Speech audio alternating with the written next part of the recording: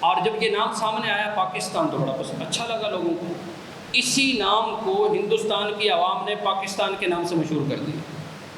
لوگوں نے اپنے گھروں میں کتبے لگائے، پاکستان بن کے رہے گا، پاکستان لے کے رہیں گے، پاکستان. پاکستان کا مطلب کیا؟ لا الہ الا اللہ. اس نام کی بچوں میں، بڑوں میں، بوڑھوں میں، بزرگوں میں، گھروں میں، بازاروں میں ایک تحریک چل پڑی کہ ہمارا ٹائٹل صرف سلطان اور بادشاہت کا رہے. مغلیہ حکومت کے اس وقت کے فرما روا نے ایسٹ انڈیا کمپنی کو یہ تحریری طور پر لکھ کر دے دیا کہ اب ہندوستان میں ٹیکس بھی تم لے سکتے ہو. لوگوں نے علماء کی طرف رجوع کیا. شاہ عبدالعزیز محدث دہلوی وہ ہندوستان کی سب سے بڑی علمی شخصیت، تو انہوں نے ایک فتویٰ جاری کیا کہ ہندوستان اس وقت دارالحرب ہے. انگریز نے اس قدر سنگین ایکشن لیا مسلمانوں کے خلاف کہ صرف شاملی کے چھوٹے سے مختصر سے علاقے میں 500 توپیں لگائی جو حریت اور آزادی کے مجاہد تھے. توپوں کے منہ کے اوپر ایک مجاہد کو باندھا جاتا اور گولہ چلا دیا جاتا اور اس کی لاش ایسے ہوا میں بکھر جاتی. 1916 میں ایک تحریک چلی، تحریک ریشمی رومال، اور اس میں خفیہ طریقے سے لوگوں کو پیغام دیا جا رہا تھا کہ فلاں دن فلاں وقت میں پورا ہندوستان اور ہندوستان کے سارے مسلمان ایک ہی وقت میں ہر ضلع میں، ہر تحصیل میں، ہر صوبے میں انگریز کی فوجوں کے خلاف کھڑے ہو جائیں. اس تحریک کو لیڈ کر رہے تھے مولانا محمود حسن شیخ الہند. الہ آباد میں علامہ اقبال نے ایک خطبہ ارشاد فرمایا اور بڑے درد دل سے مسلمانوں کو اس بات کی ترغیب دی کہ انگریز اس کنڈیشن میں اب نہیں ہے جس کنڈیشن میں یہ آیا. جنگ عظیم اول نے برطانیہ کی چولیں ہلا دی. مسلمانوں کو چاہیے ہے کہ وہ انگریزوں کو نکالنے کی تحریک کے ساتھ ساتھ ایک آزاد الگ مسلمان ریاست کا مطالبہ. چودھری رحمت علی نے ایک ریاست کا ایک نام رکھا کہ بھئی اگر مسلمان کوئی الگ ریاست بناتے ہیں تو اس ریاست کا نام پاکستان ہونا چاہیے. یہ جو اتنی بڑی تحریک چلی ہے، 190 سال ہم نے یہاں غلامی گزاری، لیکن اس کے پیچھے اس تحریک میں کیا تھا؟ ایک ہی بات تھی کہ الگ ملک ہمیں نہیں چاہیے، الگ ملک وہ والا چاہیے کہ جو اسلامی ملک ہو، جس کا مطلب لا الہ الا اللہ ہو، جس میں قرآن اور حدیث، قرآن اور سنت اور خلافت راشدہ کا نظام ہو. تو ہمیں ایک خوشی تو اللہ کی توفیق سے مل گئی کہ ہمیں آزاد ریاست مل گئی، اور اس آزاد ریاست کے پیچھے 1757 کی سراج الدولہ کی شہادت، 1799 کی سلطان ٹیپو کی شہادت، شہدائے بالاکوٹ، فقیر اے پی احمد کھرل شہید اور وزیرستان کے بزرگوں کی شہادت، حاجی امین ترانگزئی ان کی شہادت، اور 1857 کے مجاہدین کی شہادت، اور پھر 1916 کے مجاہدین کی شہادت، اور پھر یہ عوام جو روڈوں پر آئی اور انہوں نے سڑکوں کو آباد کیا. یہ ساری 200 سالہ تحریک کے نتیجے میں پاکستان بنا. اس نعمت پر مسرت کے اظہار کا موقع ہے.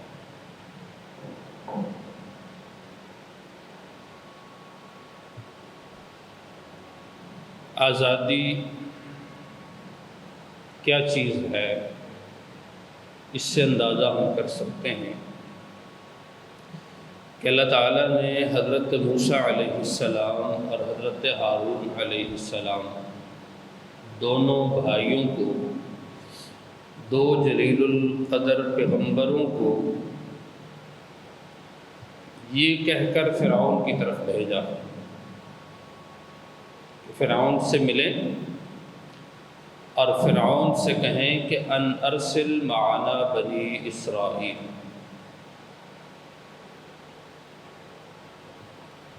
کہ بنی اسرائیل جو ہماری قوم ہے، جو سال ہاں سال سے فرعون نے جس کو غلام بنا رکھا تھا، تو حضرت ہارون اور موسیٰ علیہ السلام دونوں تشریف لے گئے اور فرعون سے جا کر کہا ارسل معنا بنی اسرائیل، ہماری قوم کو ہمارے ساتھ بھیج دو، یعنی اسے آزاد کر دو، ہم اسے لے کر اپنے وطن جا رہے ہیں. کیونکہ حضرت موسیٰ کی قوم جو بنی اسرائیل ہے اس کا اصل وطن تو مصر نہیں تھا، وہ تو حضرت یوسف کے ساتھ حادثہ پیش آیا، وہ مصر کے بازاروں میں بکے، پھر مصر کے بادشاہ بنے، اور پھر حضرت یعقوب اور پورا خاندان مصر آ گیا، پھر یہیں پلے بڑے، اور پھر یہیں آگے حضرت موسیٰ اور ہارون کی پیدائش آگے چل کے ہوئی۔ تو وہ اصل وطن تو حضرت موسیٰ اور ہارون کا وہ تو کنعان تھا، فلسطین تھا۔ یہ تو فرعون نے ان لوگوں کو غلام بنائے رکھا۔ تو دو جلیل القدر پیغمبروں کو اللہ تعالیٰ جو پیغام دے کے بھیج رہے ہیں، وہ فرعون کو پہلا پیغام توحید کا نہیں، آزادی کا پیغام دے کر کے۔ اس کا مطلب یہ ہے کہ یہ جو آزادی ہے یہ نعمت ہے، اور غلامی عذاب ہے۔ نعمت کو حاصل کرنے کے لیے کوشش کی جاتی ہے، اور عذاب سے بچنے کے لیے کوشش کی جاتی ہے۔ تو آزادی کا حصول ایک بڑی نعمت کا حصول ہے۔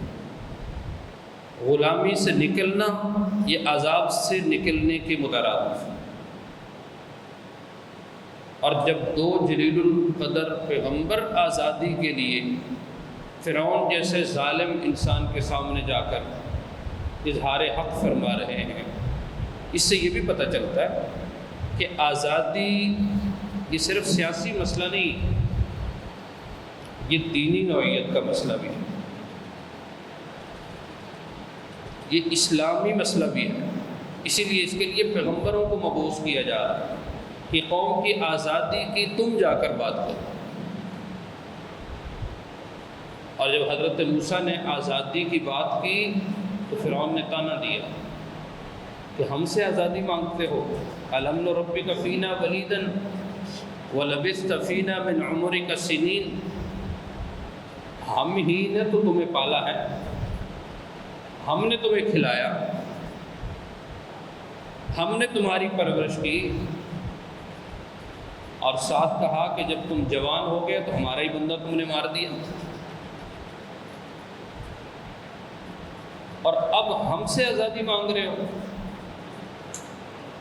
تو حضرت موسیٰ نے بڑی خوبصورت بات ارشاد فرمائی فرعون کے سامنے کہ تِلْكَ نِعْمَةٌ تَمُنُّهَا أَنْ عَبَّدْتَ بَنِي إِسرائیل، فرعون وہ جو چند عرصہ تو نے میری پرورش کی، جس کا تو احسان جتلا رہا ہے مجھ پر کہ ہم نے تجھے کھلایا پلایا،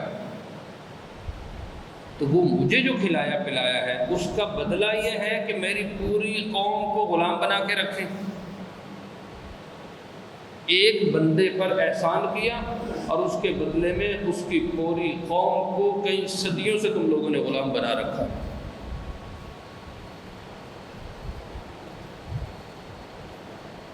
اس سے یہ پتہ چلتا ہے کہ یہ نبیوں کا کام ہے آزادی کی کوشش کرنا، یہ دین کا اہم مسئلہ ہے۔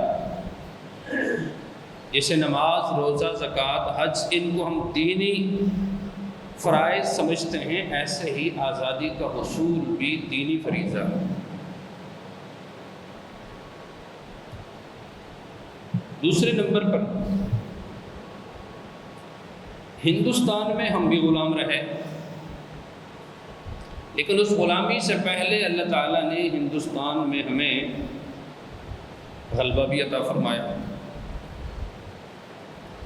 ویسے تو حضرت عثمان رضی اللہ عنہ کے زمانے ہی میں مسلمانوں کا ہندوستان میں تجارت کے لیے آنا ثابت ہے، لیکن باضابطہ ہندوستان پر فتح حاصل کرنا یہ بنو امیہ کے زمانہ میں محمد بن قاسم کے ذریعے مکران اور سندھ کے علاقے، ملتان تک کی جو فتوحات ہیں وہ ہو چکی تھی۔ یہ ہمارا ابتدائی زمانہ تھا ہندوستان میں فاتحانہ انداز میں داخل ہونا۔ 6000 کا مختصر سا لشکر محمد بن قاسم لے کے آئے، اور ہزاروں کا لشکر ان کے مقابلے میں تھا، اور اللہ تعالیٰ نے فتح اور نصرت فرمائی اور ملتان تک کے علاقے کو فتح فرما دیا۔ بعد میں غزنی کی طرف سے مسلمانوں نے اگلی 2-3 صدیوں کے بعد کوشش کی، اور محمود غزنوی نے یہاں ہندوستان میں مسلمانوں پر جو ہونے والے مظالم تھے ہندوؤں کی طرف سے، ان کے سد باب کے لیے حملہ کیا، اور پھر یہ جو اندرون پنجاب ہے، جنوبی پنجاب، خاص کر کے لاہور ان کا مرکز بنا، یہ سارے علاقے غزنویوں نے فتح کیے۔ اور پھر ان کے بعد اللہ تعالیٰ نے شہاب الدین غوری کو یہ ہمت دی کہ انہوں نے افغانستان سے آئے اور دلی تک کے علاقوں پر قبضہ کر لیا، مسلمانوں کو فتوحات نصیب ہوئی، اور اب وہ زمانہ تھا کہ پورے ہندوستان پر مسلمانوں کی حکومت ہے۔ اور شہاب الدین غوری فتح حاصل کرنے کے بعد جب یہاں سے واپس گیا ہے تو اپنے ایک غلام اس کو یہاں کا حاکم بنا کے چلا گیا، اور اگلی کئی دہائیوں تک خاندان غلامہ، غوری کے جو غلام تھے ان غلاموں کی حکومت رہی۔ اور اس کے بعد پھر تغلق کا نام آپ نے سنا ہوگا، خاندان تغلق آئے، ان کی حکومت رہی، خلجی حکمران آئے، سارے مسلمان حکمران تھے، اور ان کے بعد پھر سید خاندان آئے، ان کی حکومت رہی، اور پھر آگے چل کر غالباً کوئی 15 سال سے بھی کم کا موقع ملا، شہنشاہ سوری آیا، آج بھی اس کی یادگاریں موجود ہیں۔ چند سال اس شخص کو حکومت کا موقع ملا اور اس نے وہ کارنامے کیے کہ آج صدیوں بعد بھی سوری کو، یا بلکہ ہمارے ہاں تو یہاں قریب میں شہنشاہ سوری روڈ بھی ہے، اور ہندوستان میں بڑی یادگاریں ہیں اس کی۔ اور پھر مغلوں کا دور حکومت آتا ہے۔ یہ ہمارا ایک شاندار ہندوستان میں ماضی تھا کہ جس میں غلبہ اقلیت کے ہوتے ہوئے، یعنی مسلمان اکثریت میں کبھی بھی نہیں رہے ہندوستان میں۔ آج بھی آپ دیکھ لیں پاکستان، ہندوستان میں اکثریت ہماری نہیں ہے، ہندو اکثریت میں، تو اکثریت میں نہ ہوتے ہوئے جذبہ جہاد اور مظلوم مسلمانوں کی مدد اور نصرت کا پیغام لے کر ہم ہندوستان میں داخل ہوئے، اور اللہ تعالیٰ نے فتوحات اور اللہ تعالیٰ نے نصرتیں ہماری فرمائی، اور وہ ہندوستان جو بت کدہ تھا، جہاں کروڑوں دیوتاؤں کو لوگ پوجتے تھے، یہ اسلام کا ایک بہترین پیغام یہاں آیا، اور یہاں سے پھر ایسی ایسی شخصیات تیار ہوئیں کہ لوگ سوچتے تھے کہ ہندوستان مدینہ کی طرح، بخارا کی طرح، کوفہ کی طرح، بغداد کی طرح، حجاز کی طرح بڑی بڑی علمی شخصیات، بڑے بڑے دین کے کام ہوئے، بڑی بڑی شخصیات پیدا ہوئیں، وہ شخصیات کہ جن شخصیات نے پورے عالم اسلام کو روشن فرما دیا۔ تو یہ ہندوستان میں ہمارا ایک غلبے کی تاریخ تھی، ہندوستان پر ہمارا ایک اسلام کے اور مسلمانوں کے غلبے کی ایک خوبصورت تاریخ رہی، لیکن ہر عروج کو زوال ہے۔ سن 1600 عیسوی میں حکومت مغلوں کی تھی، اور اس درمیان برطانیہ اس زمانے کا، جیسے آج امریکہ کو آپ دیکھ لیں، اس زمانے کی برطانیہ سب سے بڑی دنیا کی طاقت، کئی ممالک اس کے زیر کنٹرول تھے، کئی ملکوں پر اس کا کنٹرول چلتا تھا، کئی ملکوں پر اس کی حکومت تھی، تو بر صغیر پر بھی اس کی نظر تھی۔ لیکن بر صغیر چونکہ چھوٹا سا ملک تو تھا نہیں تھا، جس میں آج کا ہندوستان، آج کا پاکستان، ایران کے بہت سارے علاقے، افغانستان کے بہت بڑے علاقے اس میں شامل تھے، اس میں یہ برما شامل تھا، نیپال شامل تھا، تو یہ بہت بڑا قرہ ارض تھا، تو اس پہ نظر تو تھی ان کی۔ لیکن انہوں نے کیا کیا کہ 1600 میں ایک کمپنی بنائی، ایسٹ انڈیا کمپنی کے نام سے،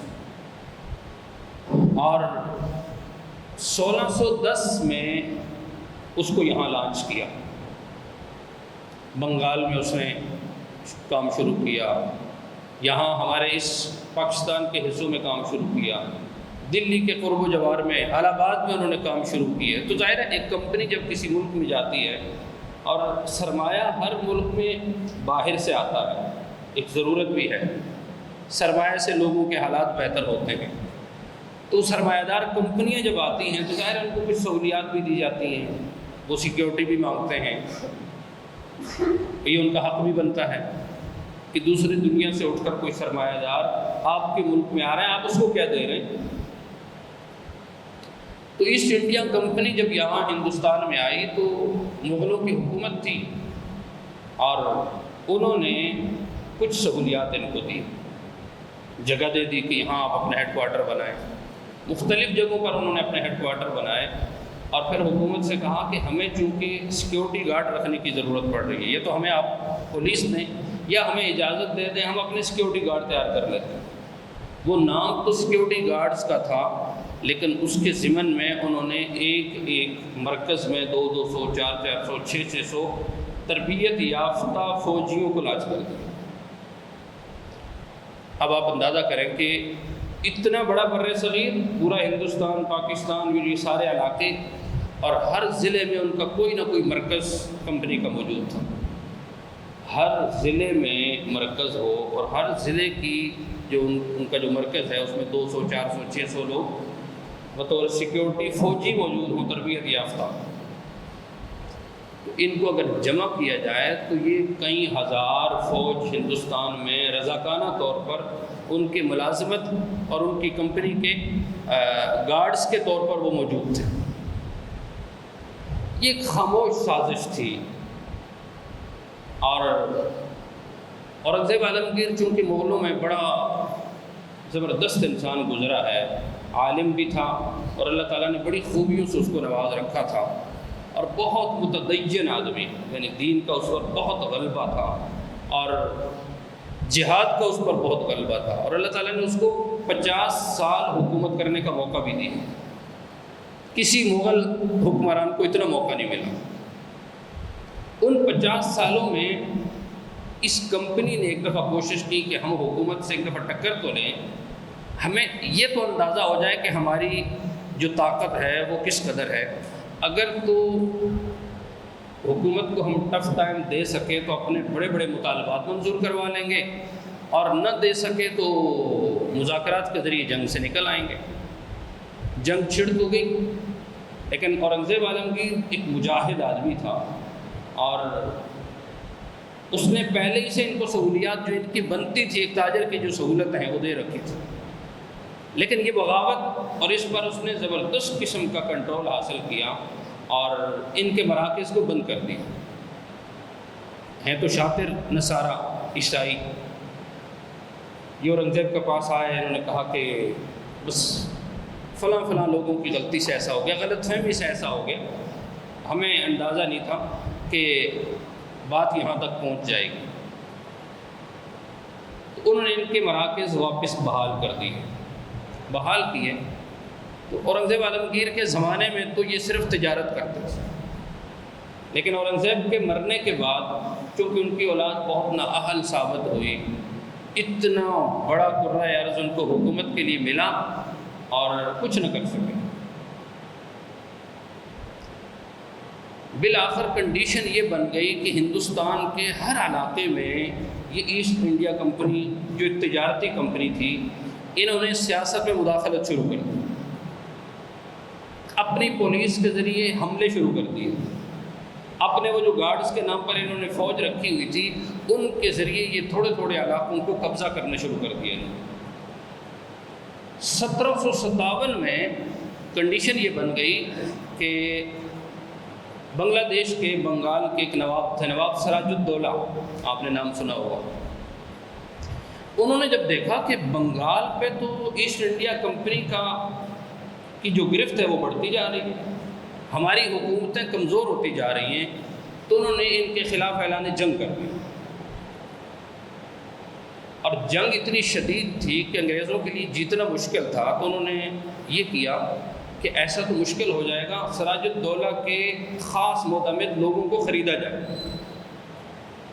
دیکھا گیا کہ کس کو خریدا جا سکتا ہے، تو سراج الدولہ کا وزیر اعظم تھا میر جعفر سے،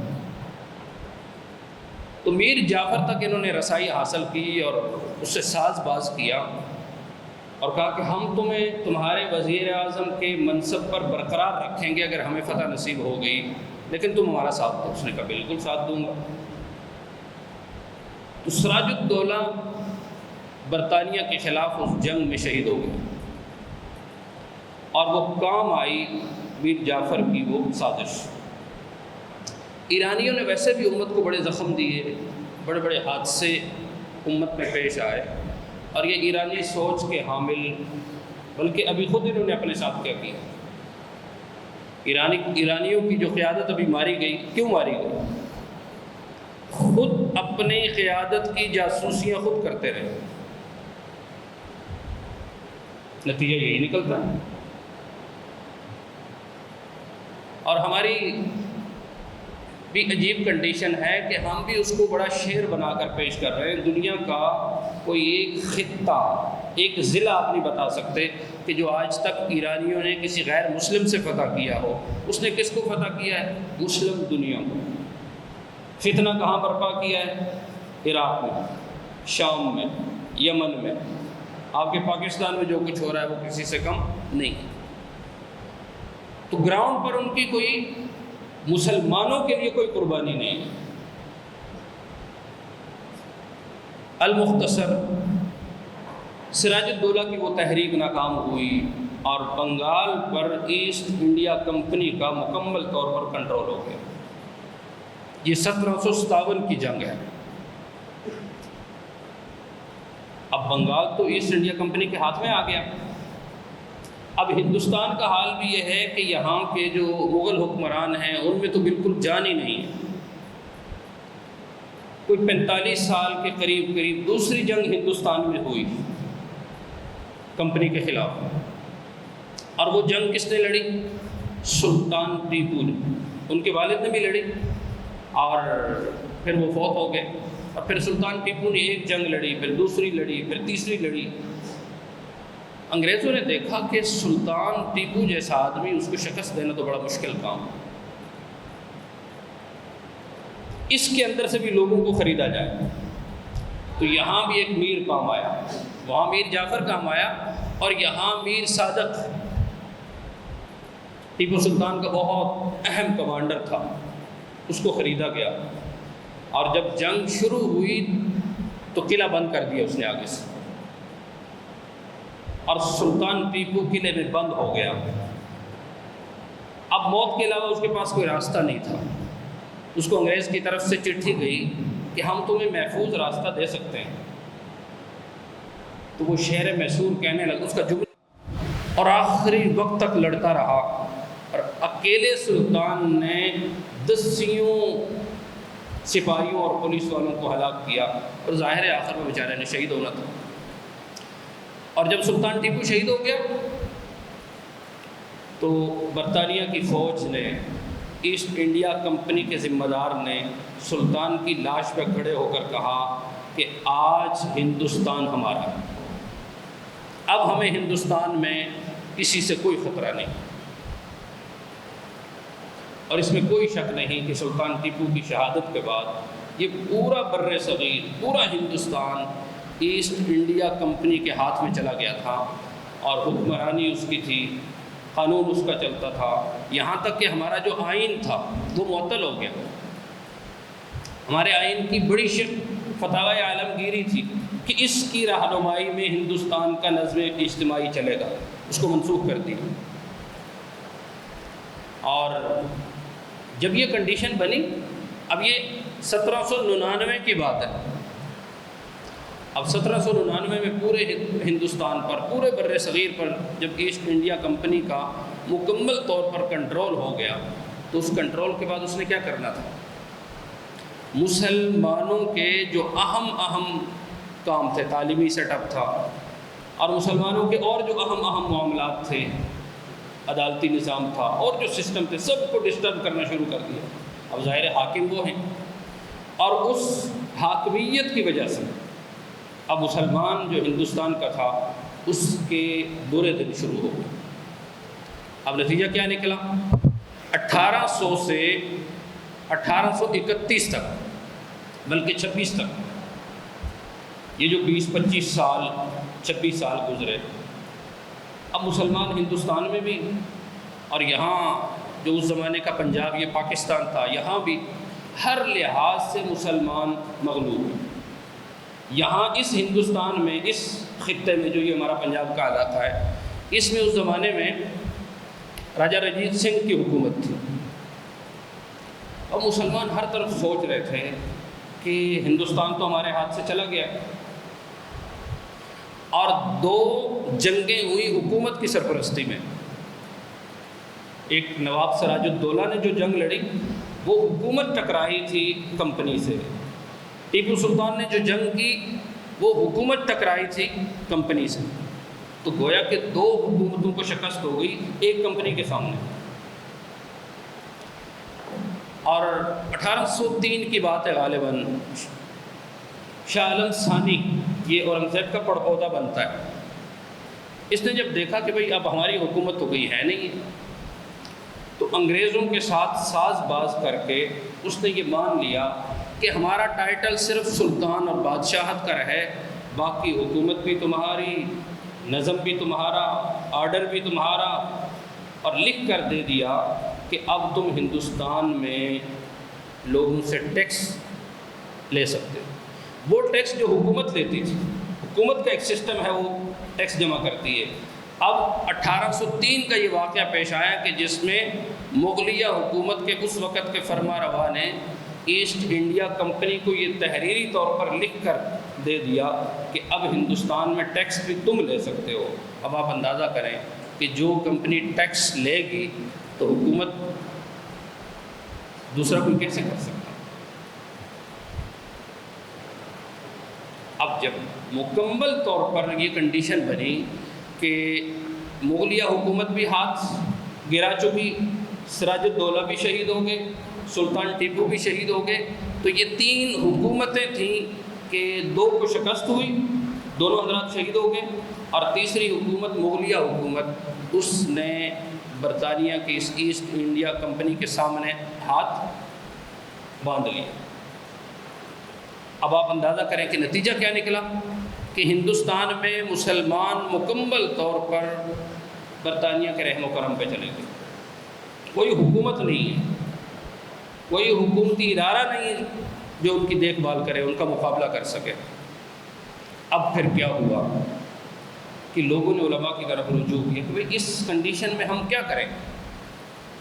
اس زمانے میں شاہ ولی اللہ محدث دہلوی رحمہ اللہ کے فرزند شاہ عبدالعزیز محدث دہلوی، وہ ہندوستان کی سب سے بڑی علمی شخصیت، ان کی طرف رجوع کیا، اور حالات ان کے سامنے تھے، لوگوں سے زیادہ وہ خود پریشان تھے، تو انہوں نے ایک فتویٰ جاری کیا کہ ہندوستان اس وقت دارالحرب ہے، ایک دارالاسلام ہوتا ہے اور ایک دارالحرب ہوتا ہے، دارالاسلام کے احکام الگ ہیں اور دارالحرب کے احکام الگ ہیں۔ دارالحرب کا مطلب یہ ہوتا ہے کہ اس وقت ہر مسلمان پر انگریزوں کے خلاف جہاد فرض ہو چکا ہے۔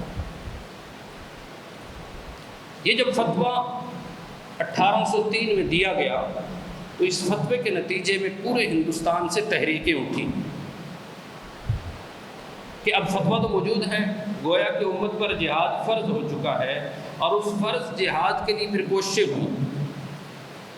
اس میں پہلی کوشش یہ ہوئی کہ دلی میں تو ایسا نہیں ہو سکتا تھا، لیکن دلی سے شاہ عبدالعزیز محدث دہلوی کے ایک شاگرد تھے سید احمد شہید رحمہ اللہ، بڑا ہلکا احباب تھا ان کا، بہت بڑے مجاہد آدمی تھے۔ انہوں نے سب سے پہلے ہندوستان میں یہ تصور پیش کیا کہ اس وقت جو مسلمانوں کی حالت اور کنڈیشن ہے، کہیں چھوٹے سے علاقے پر ہو لیکن مسلمانوں کی شرعی حکومت ہونی چاہیے، جہاں عدالتیں بالکل خلافت راشدہ کے طرز پر ہوں، جہاں پورا خلافت راشدہ کا سیٹ اپ ہو، جہاں کا پورا نظم شریعت کے مطابق ہو۔ لیکن دلی میں تو چونکہ برطانیہ کا سنگین قسم کا کنٹرول ہے، کسی ایسے علاقے سے اس کارروائی کو شروع کیا جائے جو مسلمانوں کی اکثریتی آبادی ہو اور قبائل کی طرز کے لوگ ہوں کہ جہاں پر حکومت کی مداخلت بہت کم ہوتی ہے۔ یہ لوگ دلی سے چلے اور سفر کرتے کرتے کوئٹہ، اور کوئٹہ سے پھر پشاور، اور پشاور میں آ کر انہوں نے وہ کارروائی کی اور وہاں پر حکومت قائم کی، لیکن وہ حکومت 6 مہینے سے زیادہ نہ چل سکی۔ اپنے مسلمانوں نے ان کے خلاف غداری کی اور اس حکومت کا خاتمہ ہو گیا۔ یہ لوگ وہاں سے نکلے اور مختلف علاقوں سے گزرتے گزرتے مانسرا آئے، اور مانسرا میں ایک چھوٹا سا قصبہ ہے شینکیاری، یہاں شینکیاری آئے، اور اس زمانے میں یہاں سکھوں کا اور راجہ رنجیت سنگھ کی حکومت تھی۔ تو وہاں انہوں نے دیکھا کہ یہاں تو بہت بڑا تھانہ اور کچہری ہے سکھوں کی، اور ہمیں تو یہاں بائی روڈ تو ہم نہیں جا سکتے۔ جانا یہ مظفر آباد چاہ رہے تھے کہ ہم مظفر آباد جائیں، اور مظفر آباد کی صورتحال ایسی ہے کہ وہاں پر ہم جا کر اسلامی حکومت قائم کر سکتے ہیں۔ تو انہوں نے شینکیاری میں اس پولیس کے محکمے سے بچنے کے لیے پہاڑوں کا رخ اختیار کیا۔ پہاڑوں پہ چڑھتے ہوئے بالا کوٹ کے پہاڑوں تک گئے، اور وہاں سے پھر نیچے بالا کوٹ میں اترے، اور وہاں جا کر انہوں نے یہ فیصلہ کیا کہ پشاور میں تو ہماری اسلامی حکومت ناکام ہوئی، اب ہمیں کیا کرنا چاہیے۔ تو یہ مظفر آباد نکلنا چاہ رہے تھے، لیکن بالا کوٹ میں ان کا محاصرہ ہو گیا۔ سکھوں نے محاصرہ کیا، اور مقامی لوگوں میں سے بھی بہت کم لوگوں نے ساتھ دیا، جنگی طور پر تو کسی نے بھی ساتھ نہ دیا۔ البتہ یہ تھا کہ وہاں کے جو غریب لوگ تھے انہوں نے دیکھا کہ سید بادشاہ ہے، حضور کی اولاد کا ایک مجاہد آیا ہے، اور یہاں آ کر سکھوں سے ہمارے لیے لڑ رہا ہے، تو لوگوں نے کھانے میں، پینے میں، رہائش میں جو ان کی ضیافت ہو سکتی تھی وہ کی، لیکن لڑنے کے لیے کوئی تیار نہیں ہو۔ شہید ہو گئے 1831 میں۔ جب یہاں ان کو شکست ہوئی تو مسلمان اور بددل ہو گئے کہ ایک معمولی سی کوشش تھی وہ بھی ناکام ہو گئی، اب کیا کیا جائے۔ بیچ میں عرصہ پھر تقریباً 30 سال کا گزر گیا۔ 1857 میں جب مسلمانوں نے دیکھا کہ بھئی اب ایسے سمجھو کہ خودکش حملہ کرنے کی کنڈیشن رہ گئی ہے، یعنی کہیں بھی آپ انگریز کے خلاف اٹھتے ہیں تو آپ کو فوراً دبا دیتا ہے، ہر جگہ اس کا کنٹرول ہے، اس کی فوج ہے، اس کی پولیس ہے۔ اور بہت افسوس سے یہ کہنا پڑتا ہے کہ ہندوستان کی وہ جو کمپنی ہے ایسٹ انڈیا کمپنی، اس کی جتنے بھی رضاکار تھے، جتنے بھی اس کی پولیس کے لوگ تھے، وہ کوئی انگریز نہیں تھے، یا ہندو تھے یا سکھ تھے، اور ان میں ایک بڑی تعداد ہمارے مسلمان معاشرے میں جو گدی نشینیں ہیں، پنجاب میں خاص طور پر بڑی بڑی گدی نشینیں ہیں، ان لوگوں کے مریدین ان کی فوج کے سپاہی تھے۔ جب کہیں جنگ ہوتی تو وہ کسی بھی گدی نشین سے کہتے ہیں کہ ہمیں 10,000 بندہ چاہیے، 5,000 چاہیے، 2,000 چاہیے، 200 بندہ چاہیے، ہم آپ کو اتنے پیسے دیں گے اور اتنے مربع زمین دیں گے۔ لوگ مل جاتے، اور یہ جو مسلمان مجاہد تحریک کا آغاز کرتے، مسلمان ہی مقابلے میں آ کر ان کو شہید کرتے۔ یہاں تک کہ 1857 آخری مسلمانوں کی آخری کوشش ہوئی، اور 1857 میں مسلمانوں نے انگریز کی اس کمپنی کے خلاف جب اعلان بغاوت کیا تو چند دنوں میں مسلمانوں کو شکست ہو گئی۔ اور اس کے نتیجے میں ہوا کیا کہ بنگال میں ایک کوشش تو ہوئی تھی سراج الدولہ کے زمانے میں، وہ شہید ہو گئے۔ اس کے بعد ایک دوسری کوشش ہوئی حاجی شریعت اللہ کے زمانے میں، انہوں نے کوشش کی، وہ کوشش بھی کامیاب نہ ہو سکی۔ یہاں چارسدہ اور پشاور کے علاقے میں حاجی ترنگزئی صاحب بہت مشہور بزرگ گزرے ہیں، انہوں نے یہاں کوشش کی، اور انگریزوں کو بہت زیادہ انہوں نے ٹف ٹائم دینے کی کوشش کی۔ وزیرستان میں ایک بڑے حاجی صاحب تھے، فقیر ایپی، اسلام آباد میں ایک روڈ بھی ہے فقیر ایپی کے نام پر۔ یہ زمانہ جہاد اور حریت کے مجاہدوں میں سے تھے، اگرچہ کہ پاکستان بنتے ٹائم انہوں نے ہمارا ساتھ نہیں دیا، لیکن انگریز کو ٹف ٹائم انہوں نے بھی دیا، اور انگریز ان کو گرفتار نہ کر سکے۔ کئی مرتبہ ایسا ہوا کہ انہوں نے انگریزوں کی کئی افواج کو قتل کیا، وہ گرفتار کرنے کی کوشش کرتے، ان کا مسلح جتھا ان پہ حملہ کرتا، لیکن کوئی گرفتاری کی نوبت نہ آئی۔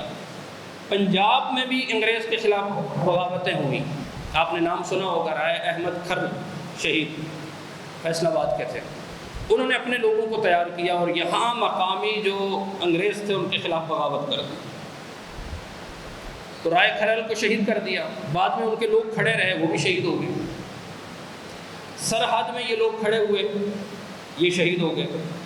اب دلی سے اور شاملی کے مارکے سے 1857 میں ایک مختصر سی جماعت اٹھی اور انہوں نے انگریز کے خلاف کوشش کی، لیکن وہ آخری کوشش تھی اور مسلمان شہید ہو گئے۔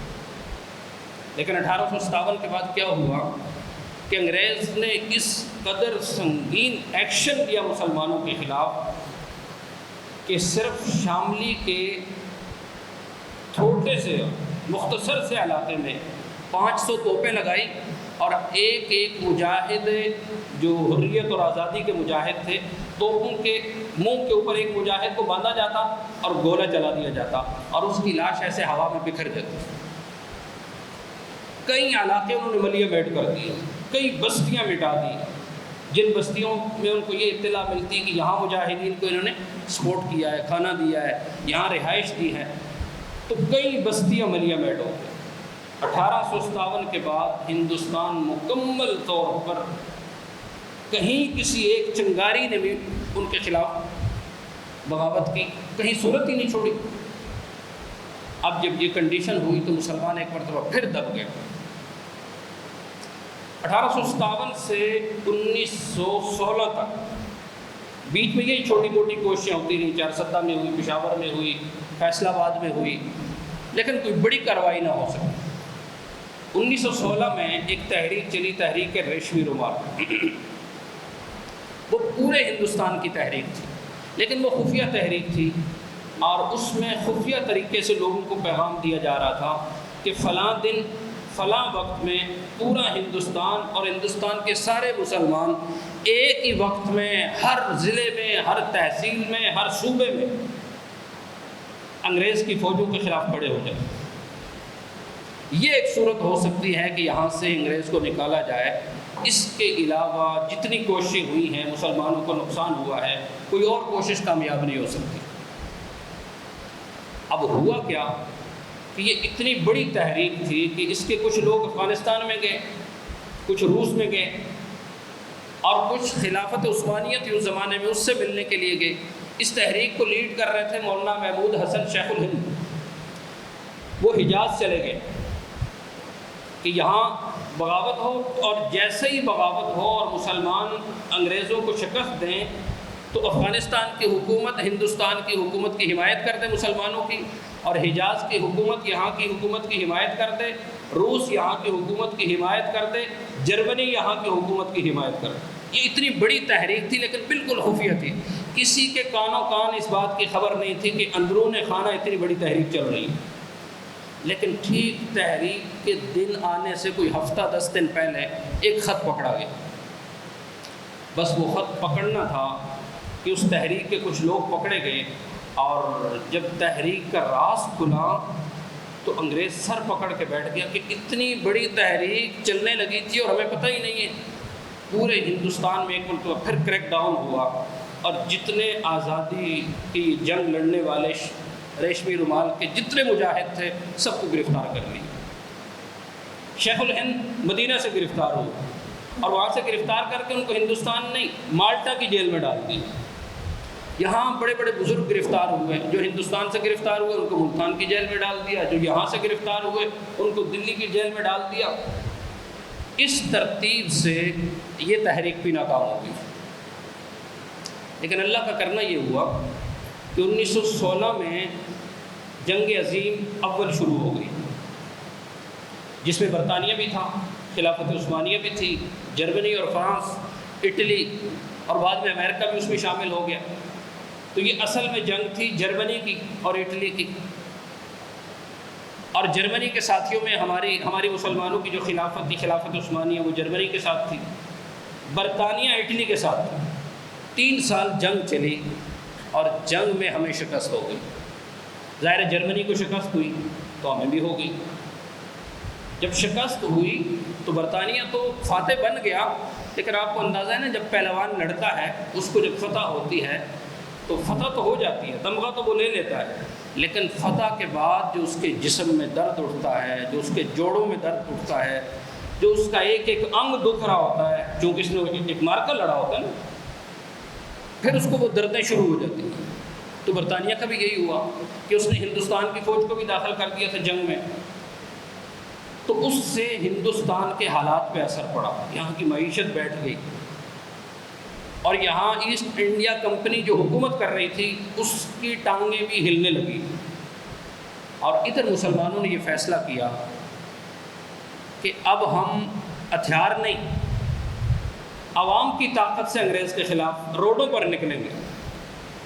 یہ تاریخ میں پہلی دفعہ ہوا کہ اب ہم انگریز کے خلاف اسلحہ نہیں اٹھائیں گے، اب عوام کو اپنے ساتھ جوڑیں گے۔ چند مجاہد کیا لڑیں گے، جب تک یہ عوام ساتھ نہیں نکلے گی انگریز پر دباؤ نہیں پڑے گا۔ سب سے پہلے عوامی تحریک 1916 کے بعد یہاں چلی، جس کو تحریک خلافت کہتے ہیں، خلافت عثمانیہ کی حمایت میں، اور وہ ایسی زبردست تحریک تھی کہ جس میں تاجر دکان کے بجائے روڈ پہ تھا، جس میں تعلیم حاصل کرنے والا طالب علم روڈ پہ تھا، پڑھانے والا استاد بھی روڈ پہ تھا، کسان بھی روڈ پر تھا، علماء بھی روڈ پر تھے، عوام بھی روڈ پر تھے۔ کلکتہ سے پشاور اور پشاور سے لے کر کراچی تک پورا ہندوستان کا خطہ اور ایک ایک ضلع اور ایک ایک صوبہ اور ایک ایک شہر ایسا تھا کہ پوری آبادی، مسلم آبادی، وہ نکل کر روڈوں پر آ گئی، اور ہندوؤں نے بھی ساتھ دیا، گاندھی نے اس وقت مسلمانوں کا ساتھ دیا۔ یہ تحریک اتنی زوردار اور زبردست تھی کہ انگریز کو لگا کہ اگر یہ راستہ مسلمانوں نے مستقل اختیار کر لیا تو پھر ہمارے لیے نکلنا ضروری ہو جائے گا یہاں سے۔ یہ 1920 کی بات ہے۔ تحریک خلافت، جیسے ہی خلافت عثمانیہ کو شکست ہوئی تو ظاہر ہے ہم تو تحریک ان کے لیے چلا رہے تھے، تو یہ خلافت کی تحریک بھی ہمیں ختم کرنی پڑی۔ لیکن مجلس احرار عطا اللہ شاہ بخاری نے یہاں بھی تو ایک خلافت کی ضرورت ہے، ہم تو نہیں بیٹھیں گے۔ تو وہ چونکہ خطیب آدمی تھے، پورا ہندوستان انہوں نے متحرک کیا ہوا تھا۔ خلافت کی تحریک میں بھی زیادہ تقریریں ان کی چلتی تھیں، لوگوں میں آگ لگانا، لوگوں کو بھڑکانا، لوگوں میں جذبہ اور جوش پیدا کرنا، یہ بہت کم لوگوں کا کام ہوتا ہے۔ اس کے ساتھ ہی مسلمانوں نے ایک تحریک چلائی، تحریک ترک موالات۔ وہ کیا تھی کہ انگریز کی فوج میں جو مسلمان کام کر رہے ہیں وہ فوج سے استعفیٰ دے دو، انتظامیہ میں جو لوگ کام کر رہے ہیں وہ کام چھوڑ دو، پولیس میں جو لوگ کام کر رہے ہیں وہ کام چھوڑ دو۔ ہندوؤں نے بھی اس تحریک کا حصہ بنے، انہوں نے بھی ایک تحریک چلائی، ترک تعاون، عدم تعاون، کہ بھئی انگریز کے ساتھ تعاون مت کرو، ان کے ساتھ جو نوکریاں کر رہے چھوڑ دو۔ یہ تحریک خلافت کی طرح ایک مضبوط تحریک تھی۔ اس سے انگریزوں کو بڑی پریشانی ہوئی۔ اس کے ساتھ ہی ہندوؤں نے ایک تحریک چلائی سول نافرمانی کی، یہ 1922-23 کی بات ہے، اور کانگریس بھی اس وقت بنی ہوئی تھی، مسلم لیگ بھی بنی ہوئی تھی، اور محمد علی جناح، قائد اعظم محمد علی جناح، یہ اس وقت کانگریس کے رکن تھے۔ انہوں نے جب دیکھا کہ ہندوؤں نے سول نافرمانی کی تحریک چلائی ہے تو قائد اعظم محمد علی جناح نے گاندھی سے اپنے راستے الگ کر لیے کہ ہم سول نافرمانی میں ہندوؤں کی اس تحریک کا ساتھ نہیں دے سکتے۔ ہم پہلے مسلح کوششوں میں مسلمان اپنا بہت سارا نقصان کر چکے ہیں۔ سول نافرمانی کا بھی یہی مطلب ہے کہ آپ حکومت کی رٹ کو چیلنج کریں، وہ بھی ایک قسم کی مسلح جنگ ہی ہوتی ہے، اس میں بھی ہمارا نقصان ہوگا۔ ہم روڈوں کو آباد کریں گے، سول نافرمانی کا حصہ نہیں بنیں گے۔ مسلمان الگ ہو گئے اور ہندوؤں کی تحریک وہ سول نافرمانی والی چلتی رہی۔ اس درمیان الہ آباد میں علامہ اقبال نے ایک خطبہ ارشاد فرمایا اور بڑے درد دل سے مسلمانوں کو اس بات کی ترغیب دی کہ انگریز اس کنڈیشن میں اب نہیں ہے جس کنڈیشن میں یہ آیا تھا۔ جنگ عظیم اول نے برطانیہ کی چولیں ہلا دی اور اب انگریز تھوڑا سا پریشان ہے ہندوستان میں۔ مسلمانوں کو چاہیے ہے کہ وہ انگریزوں کو نکالنے کی تحریک کے ساتھ ساتھ ایک آزاد الگ مسلمان ریاست کا مطالبہ کریں۔ یہ پہلی مرتبہ یہ الہ آباد کے خطبے میں علامہ اقبال نے یہ بات ارشاد فرمائی۔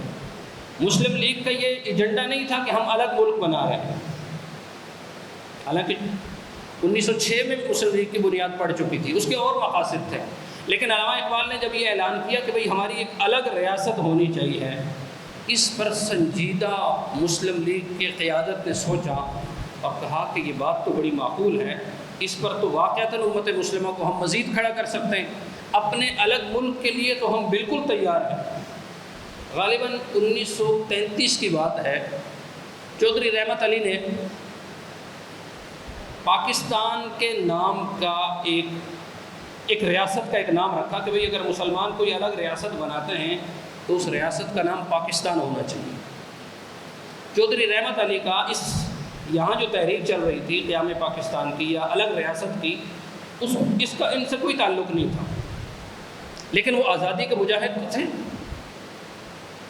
اور جب یہ نام سامنے آیا پاکستان تو بڑا اچھا لگا لوگوں کو۔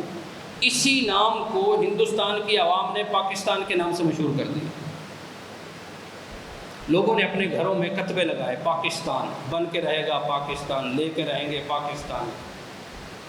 پاکستان کا مطلب کیا؟ لا الہ الا اللہ۔ اس نام کی بچوں میں، بڑوں میں، بوڑھوں میں، بزرگوں میں، گھروں میں، بازاروں میں ایک تحریک چل پڑی۔ 1937 میں الیکشن ہوا پورے ہندوستان میں، الیکشن ہوئے 11 صوبے تھے غالباً اس زمانے میں، تو الیکشن کانگریس جیت گئی۔ جب کانگریس جیتی اور اس نے حکومت بنا لی، مسلمانوں کو اس میں حصہ نہیں ملا۔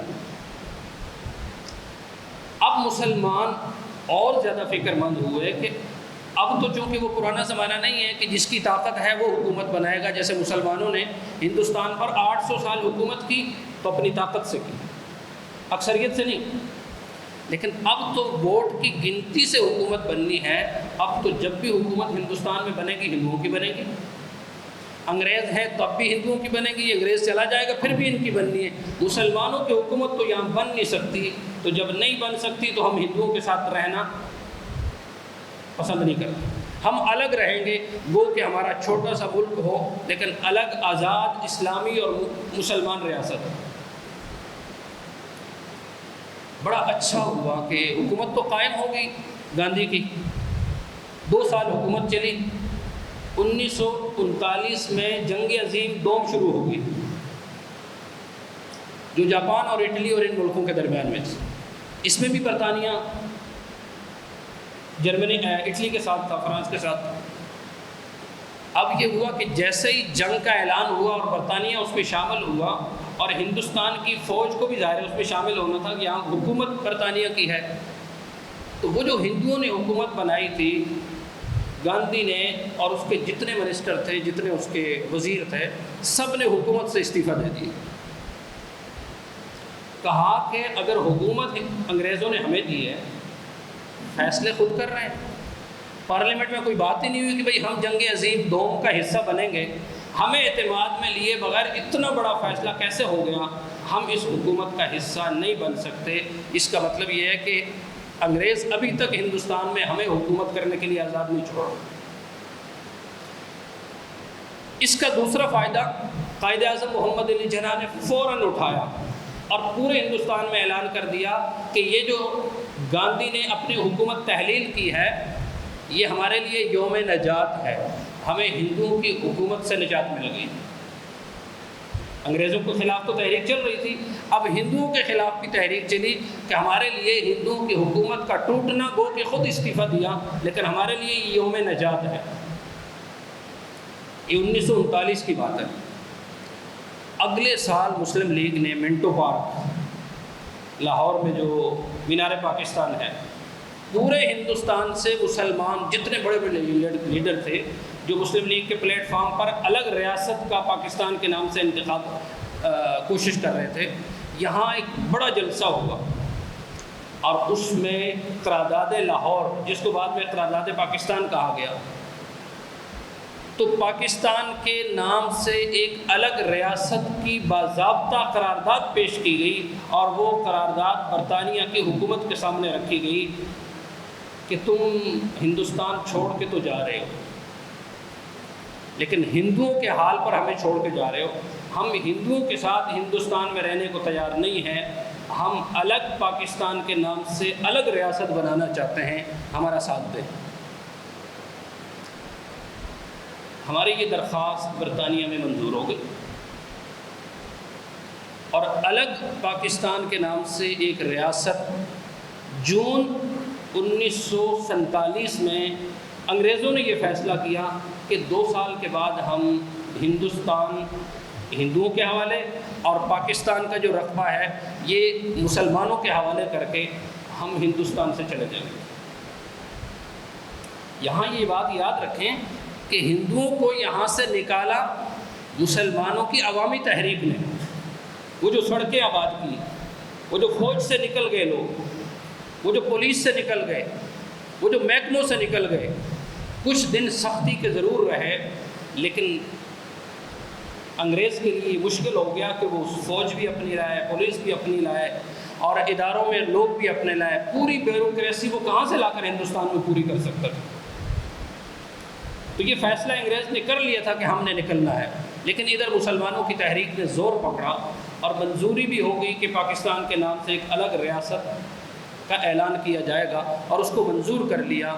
اللہ کا کرنا یہ ہوا، 2 سال کا ٹائم دیا برطانیہ نے، لیکن جون میں یہ فیصلہ ہوا، جولائی اور اگست 2 مہینے کے بعد ہنگامی طور پر برطانیہ نے یہ فیصلہ کر کے کہ پاکستان مسلم لیگ کے حوالے اور ہندوستان گاندھی کے حوالے، کانگریس کے حوالے، یہ ہنگامی طور پر 2 مہینوں میں یہ فیصلہ کر کے وہ واپس برطانیہ چلا گیا۔ یہ جو اتنی بڑی تحریک چلی ہے، 190 سال ہم نے یہاں غلامی گزاری اور اس کے نتیجے میں ایک ملک کا حصول، اور وہ بھی عوام کی تحریک کی طاقت سے وہ حصول، لیکن اس کے پیچھے اس تحریک میں کیا تھا؟ ایک ہی بات تھی کہ الگ ملک ہمیں نہیں چاہیے، الگ ملک وہ والا چاہیے کہ جو اسلامی ملک ہو، جس کا مطلب لا الہ الا اللہ ہو، جس میں قرآن اور حدیث، قرآن اور سنت اور خلافت راشدہ کا نظام ہو۔ تو ہمیں ایک خوشی تو اللہ کی توفیق سے مل گئی کہ ہمیں آزاد ریاست مل گئی، اور اس آزاد ریاست کے پیچھے 1757 کی سراج الدولہ کی شہادت، 1799 کی سلطان ٹیپو کی شہادت، شہدائے بالاکوٹ، فقیر AP احمد خر شہید اور وزیرستان کے بزرگوں کی شہادت، اور یہ جو آپ کے حاجی امین ترانگزئی ان کی شہادت، اور 1857 کے مجاہدین کی شہادت، اور پھر 1916 کے مجاہدین کی شہادت، اور پھر یہ عوام جو روڈوں پر آئی اور انہوں نے سڑکوں کو آباد کیا، یہ ساری 200 سالہ تحریک کے نتیجے میں پاکستان بنا۔ اور یہ تو ہمیں خوشی ہے اور اس پہ ہمیں شکر ادا کرنا چاہیے کہ ہمیں آزادی مل گئی، لیکن دوسری کوشش ابھی ہمیں جاری رکھنی چاہیے کہ یہ ملک جو آزاد ہو چکا ہے، اللہ کرے کہ ہماری زندگیوں میں ہماری جان بھی لگتی ہے تو لگ جائے، یہ آزاد ریاست اسلامی ریاست میں بن جائے۔ تو اللہ تعالیٰ وطن عزیز کی یہ اتنی بڑی نعمت ہمیں خندہ پیشانی سے اس پر مسرت اور خوشی منانے کی توفیق نصیب فرمائے۔ لیکن خوشی ہماری کیا ہوگی؟